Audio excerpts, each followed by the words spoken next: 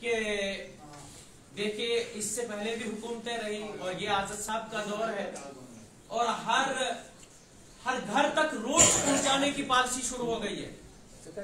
तो उस बंदे का कहना है कि ये जी वाजपेयी साहब की स्कीम है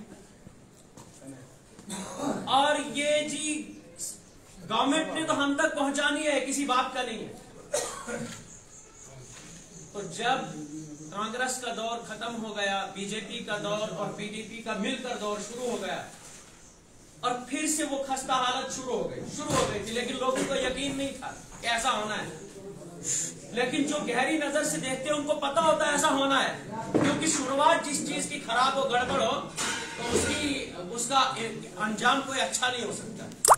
जब आगाज ही बुरा हो तो फिर एक दफा मैं जा रहा था तो उस बंदे से मेरी मुलाकात हो गई। मैंने कहा वो वाजपेयी साहब की वो स्कीम है, वो गवर्नमेंट का जो हमारे ऊपर हक था वो कहाँ गया?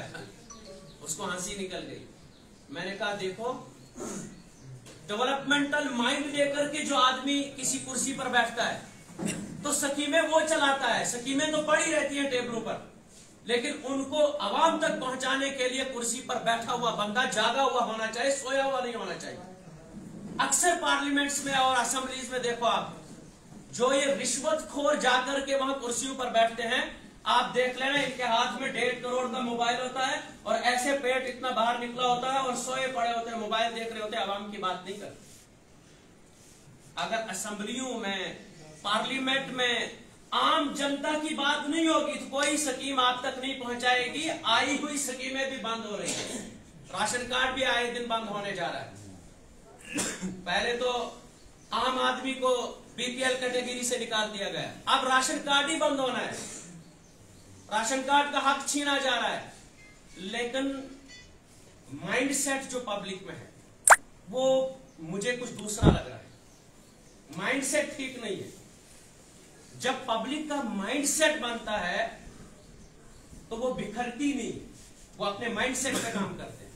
लेकिन माइंडसेट ही बिखर चुका है और बिखरा हुआ इसलिए एक और स्कीम में, एक और पॉलिसी बता रहा हूं मैं, जो भी सरकार इक़्तिदार पे आती है उसकी एक पॉलिसी होती है। पॉलिसी ये होती है कि आवाम को दबाना है।